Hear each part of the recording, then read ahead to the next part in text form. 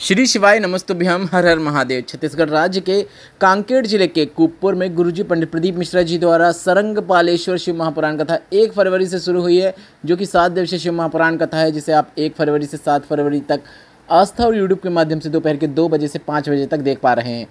आज मतलब 4 फरवरी की चौथे दिन की श्री शिव महापुराण कथा में गुरुजी ने 1 बेलपत्र, 1 दूर्वा, 1 लोटा जल का बिल्कुल नया उपाय बताया है। कैसे करना है, कब करना है, इसके लिए आप इस वीडियो को अंत तक अवश्य देखें। और कल के शिव पुराण कथा में गुरुजी ने जो एक विशेष और नया उपाय बताया था, वह उपाय भी हम आपको इसी वीडियो में करके बताने वाले हैं, ताकि देखकर समझने में आपको आसानी हो। आज 4 फरवरी की सरंग पालेश्वर शिव महापुराण कथा जो कि कांकेर में चल रही है, उसमें गुरुजी पंडित प्रदीप मिश्रा जी ने कुल 12 उपाय पत्र और उपयोगी जानकारियाँ दी हैं। सभी जानकारी हम आपको इस वीडियो के माध्यम से देने वाले हैं। अगर किन्हीं कारणवश आपने आज की कथा नहीं सुन पाई है, तो पूरी कथा का रास्ता तो आपको इस छोटे से वीडियो से प्राप्त होने वाला है। बढ़ते हैं आज की कथा की पहली विशेष जानकारी की ओर। कथा शुरू होते ही गुरुजी ने कहा, शरीर पूर्ण रूप से कभी भी पवित्र नहीं हो सकता, थोड़ी ना थोड़ी अपवित्रता रह ही जाती है। आप कितनी ही कोशिश कर लो, पर थोड़ी सी मात्रा में शरीर में अपवित्रता आ ही जाती है। पर अगर आपने अपने मन को पवित्र बना लिया है, तो इसमें एक अंश मात्र भी अपवित्रता नहीं हो सकती, यह निश्चितता है। शिव आपके शरीर रूप को देखकर प्रसन्न नहीं होते हैं, वे तो आपके मन की पवित्रता को देखकर शिव आप पर प्रसन्न होते हैं। बढ़ते हैं आज की कथा की दूसरी विशेष जानकारी की ओर। गुरुजी ने कहा, इस संसार में अमीर भी होते हैं, गरीब भी होते हैं, पर चैन की नींद वे ही सोते हैं जो शिव पर 1 लोटा जल चढ़ाते हैं। शिव पर जल चढ़ाने वाला एक अविरल तेज उसके अंदर उत्पन्न हो जाता है। बढ़ते हैं आज की कथा की तीसरी विशेष जानकारी की ओर। गुरुजी ने कहा, शिव महापुराण की कथा कहती है कि एक भोजन सामूहिक हो, एक भजन सामूहिक हो। अगर आपके घर के आसपास में शिव मंदिर है, तो माताओं बहनों को इकट्ठा कर कर सप्ताह में 1 बार या 2 बार आपको सामूहिक रूप से शंकर भगवान के मंदिर में भजन जरूर करना चाहिए। बढ़ते हैं आज की कथा की चौथी विशेष जानकारी की ओर। पूर्णिमा जी पत्र लेकर आए, जिसमें उन्होंने लिखा, मेरी किडनी में सूजन हो गई, किडनी खराब हो गई थी, डॉक्टर को दिखाया तो उन्होंने डायलिसिस की बोल दिया था। मैं शंकर भगवान और आप पर भरोसा नहीं करती थी, मुझे पता ही नहीं था कि शिव पर जल चढ़ाने का क्या लाभ होता है। किसी के कहने पर आपकी कथा सुनना शुरू किया। कुबेरेश्वर धाम से जाकर रुद्राक्ष बुलवा और रुद्राक्ष वाला जल शिवलिंग पर चढ़ाकर उसका आचमन करना शुरू किया। बाबा की कृपा से अगली जांच में पता चला कि किडनी ने कार्य करना शुरू कर दिया है, डायलिसिस की आवश्यकता नहीं है। उसी की आभार व्यक्त करें हम कथा पंडाल में आए हैं। बढ़ते हैं आज की कथा की 5वीं विशेष जानकारी की ओर। दिशा जी पत्र लेकर आए, जिसमें लिखा, 14 साल पहले आपकी कथा टीवी में सुनी थी। हमने कुरूद की कथा पंडाल में बैठकर सुनी और पंडाल में पुत्र की नौकरी की कामना कर ली। बेटे ने अधिक मेहनत करी और बेटे की नौकरी लग गई है, उसी का आभार व्यक्त करने हम कथा पंडाल में आए हैं। बढ़ते हैं आज की कथा की 6वीं विशेष जानकारी की ओर। गुरुजी ने संपूर्ण देशवासियों को नर्मदा जयंती की शुभकामनाएं दी। बढ़ते हैं आज की कथा की 7वीं विशेष जानकारी की ओर। नर्मदा जी पत्र लेकर आए, जिसमें लिखा, शादी के 19 साल हो गए थे, संतान का सुख नहीं था, IVF कराया, संतान सुख नहीं हो पाया। किसी ने आपकी कथा के बारे में बताया, पशुपतिनाथ व्रत और सफ़ेद आंकड़े की जड़ के प्रयोग के बारे में बताया। मैंने कथा सुनना शुरू किया, मंदिर में जाना शुरू किया, पशुपतिनाथ व्रत किया। कोई गलती हो गई होगी, इसलिए बाबा ने मेरी नहीं सुनी।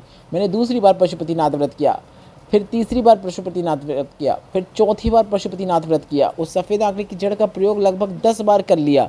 रुद्राक्ष महोत्सव में सीहोर कुबेरेश्वर धाम में पहुंच गई, बाबा से कामना करके आ गई और बाबा ने मेरी कामना सुन ली। 19 साल बाद संतान सुख हुआ है, उसी का आभार व्यक्त करें हम कथा पंडाल में आए हैं। बढ़ते हैं आज की कथा की 8वीं विशेष जानकारी की ओर। गुरुजी ने कहा कि एक पत्र आया, जिसमें लिखा था कि मेरा बेटा प्राइवेट जॉब करता है, सरकारी नौकरी की तैयारी कर रहा था, नौकरी नहीं लग रही थी।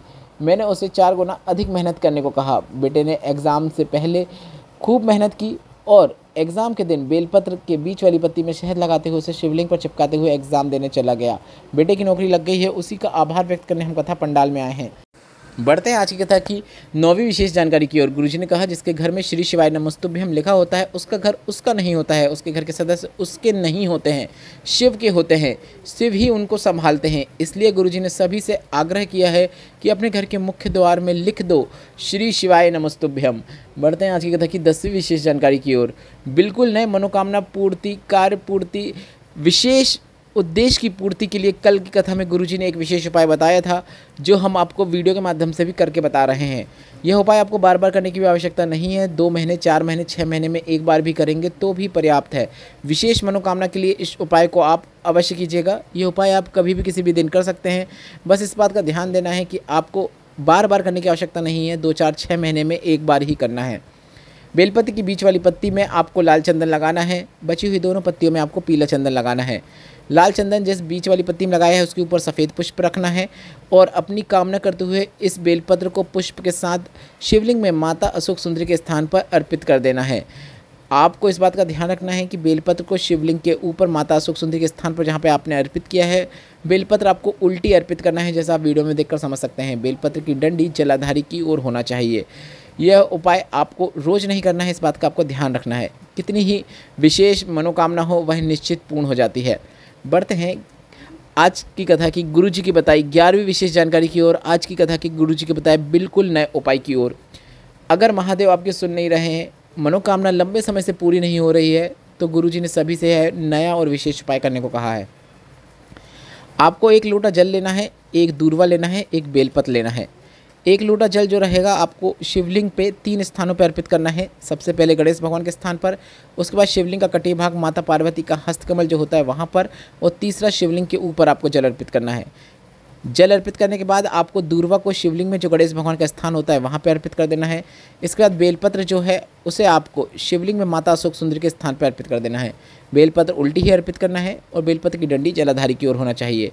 गुरुजी ने कहा अगर आप यह उपाय महीने में 2 बार या 3 बार करते हैं तो देवाधिदेव आपकी मनोकामना निश्चित पूर्ण कर देते हैं। गुरुजी का बताया यह बिल्कुल नया और विशेष उपाय है जिसे आप कभी भी किसी भी दिन कर सकते हैं, पर कुछ विशेष तिथियां होती हैं जैसे कि सोमवार, प्रदोष, मासिक शिवरात्रि और त्रयोदशी। इन तिथियों में आप करेंगे तो आपको जो लाभ है वह अधिकता में ही देखने को मिलेगा। यह काफ़ी सरल आसान उपाय है जिसे आप एक बार अवश्य करिएगा। कोई भी मनोकामना हो, धन प्राप्ति, लक्ष्मी प्राप्ति, कर्ज मुक्ति, व्यापार वृद्धि, नौकरी प्राप्ति या फिर शीघ्र विवाह की, वह मनोकामना शीघ्र अवश्य पूर्ण हो जाएगी। बढ़ते हैं आज की कथा की 12वीं और अंतिम जानकारी की ओर। गुरुजी ने आगामी कथाओं की जानकारी देते हुए एक नई शिव चर्चा की जानकारी दी है जो कि इस प्रकार है।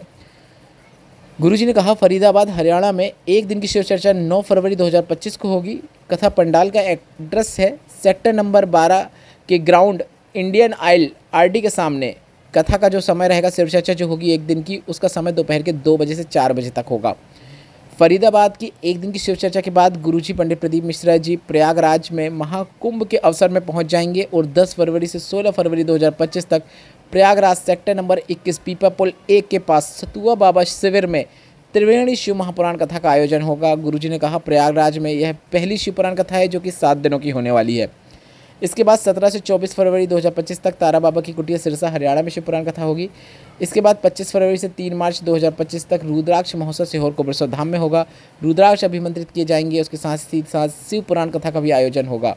वीडियो में बताई गई जानकारी से संबंधित कोई प्रश्न हो तो वे आप कमेंट बॉक्स के जरिए पूछ सकते हैं। आज की कथा से अगर आपको आनंद की प्राप्ति हुई है तो इस वीडियो को लाइक करके कमेंट बॉक्स में श्री शिवाय नमस्तुभ्यम या फिर हर हर महादेव अवश्य टाइप कीजिएगा। श्री शिवाय नमस्तुभ्यम, हर हर महादेव।